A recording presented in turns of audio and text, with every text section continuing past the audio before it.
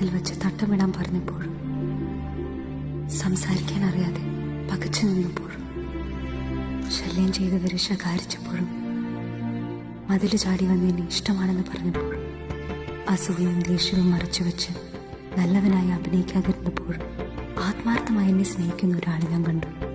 അയാളുടെ ജാതി, മതം, ജീവിതം, ചുറ്റുപാട് ഒന്നും എനിക്കറിയില്ല. പക്ഷെ മരിച്ചുപോയ എൻ്റെ ഉമ്മയ്ക്ക് ശേഷം സ്നേഹം കൊണ്ട് സ്വാധീനിച്ച മറ്റാരും എൻ്റെ ജീവിതത്തിൽ ഉണ്ടായിട്ടില്ല.